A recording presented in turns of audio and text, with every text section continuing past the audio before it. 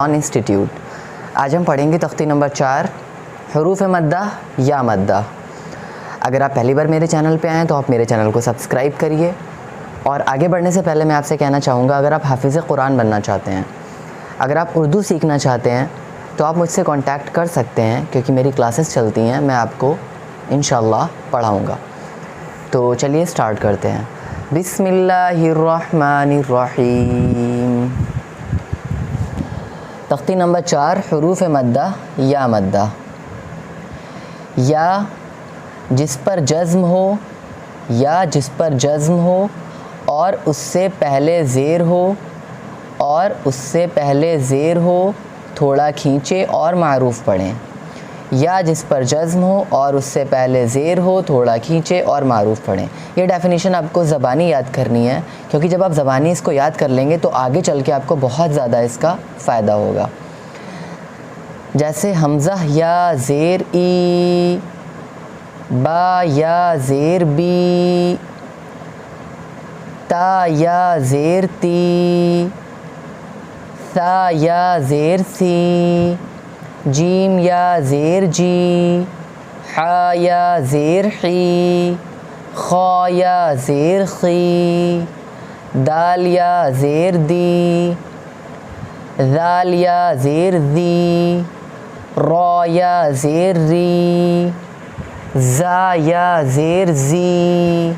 देखिए, एक है ये दाल, एक है ये ज़ा, ठीक है। तो इसको सॉफ्ट आवाज़ में पढ़ते हैं और इसको सख्ती से पढ़ते हैं। कैसे?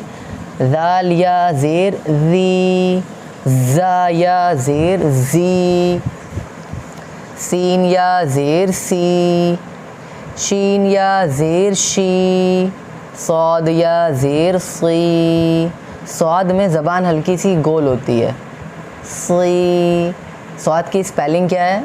SWAAD, सौद। इसमें हल्की सी W की आवाज़ आएगी। बहुत से लोग पढ़ते हैं सौद या ज़ेर सी।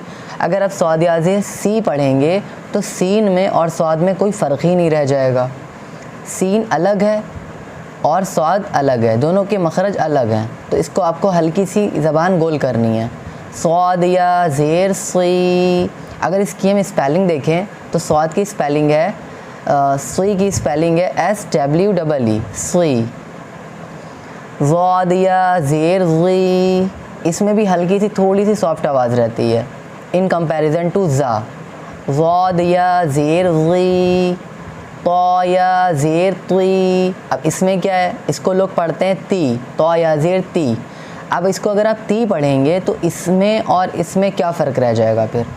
अब इन दोनों में तो बहुत फ़र्क है, तो में और ता में।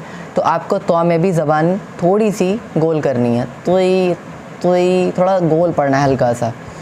अब इसकी स्पेलिंग क्या है? TWEE, तुई। तो या ज़ेर तुई, वा या ज़ेर ज़ुई। ये और ये इसमें भी बहुत फ़र्क है। इसको लोग ज़ुई पढ़ देते हैं, ठीक है, ज़ी पढ़ देते हैं। इसमें ज़बान हल्की सी बाहर निकलती है, लेकिन इसको हम एकदम प्लेन पढ़ते हैं। बट इसको कैसे पढ़ना है? वा या ज़ेर ज़ुई, हल्का सी W की आवाज़ आनी है, ठीक है। आइन या ज़ेर ग़ी, इसको तो हलक से पढ़ते हैं। गईन या ज़ेर ग़ी, फ़ा या ज़ेर फ़ी, क़ाफ़ या ज़ेर क़ी। बहुत से लोग क़ाफ़ नहीं कह पाते हैं, तो उनको मैं बताना चाहता हूँ, क़ानून आप जानते होंगे, तो जैसे क़ानून कहते हैं ना, वैसे ही ये क़ी है, क़ानून, ठीक है। वैसे ही आपको क़ी कहना है। क़ाफ़ या ज़ेर क़ी। ये काफ़ इसको हलक से निकाल के नहीं पढ़ेंगे। काफ़ या ज़ेर की, लाम या ज़ेर ली, मीम या ज़ेर मी, नून या ज़ेर नी, वाव या ज़ेर वी, हा या ज़ेर ही, हमज़ा या ज़ेर ई, या ज़ेर यी। अब हम पढ़ेंगे मश्क। मश्क में क्या है? अभी हमने अब तक की जितनी भी डेफिनेशंस पढ़ी हैं, हरकत, ज़बर ज़ेर पेश, हरूफ मद्दा, अलिफ मद्दा, जब आप मश्क पढ़ेंगे तो वो सब रिवाइज़ हो जाएगा, क्योंकि इसमें ज़बर भी है, ज़ेर भी है, पेश भी है, हरूफ मद्दा भी है। तो ये आपको मश्क पे खुसूसन ध्यान देना है। जैसे दी नी, दोनों में या मद्दा है, یا مدہ کی ڈیفینیشن ابھی ہم اوپر پڑھ چکے ہیں. دال یا زیر دی، نون یا زیر نی، دی نی. یا کو ایک الف کے برابر کھینچنا ہے. ایک الف کہنے میں جتنا ٹائم لگتا ہے اتنے ہی ٹائم تک کی کھینچنا ہے. فی ہی اگر آپ نے دھیان نہیں دیا تو آپ پڑھیں گے دی نی فی ہی، ہا کو بھی آپ کھینچ دیں گے. اس لیے اپنے مائنڈ کو پریزنٹ رکھ کے آپ کو یہ پڑھنا ہے. فی ہی، یہاں ہا پہ زیر ہے.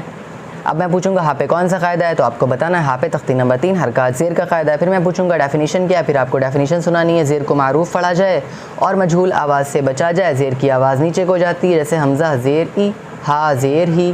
فی ہی ارینی کتابی اجیب یواری مفاتیح رازقین عبادی عذابی تماثیل مقادیر اخیہ بنیہ. با زبر با، نون یا زیر نی، بنی، ہا زیر ہی، بنیہ. اس طرح سے آپ کو پڑھنا ہے. اگر آپ مجھ سے آف لائن پڑھیں گے تو آپ اور اچھے سے پڑھ سکتے ہیں. Thank you so much for watching. جزاک اللہ خیرہ.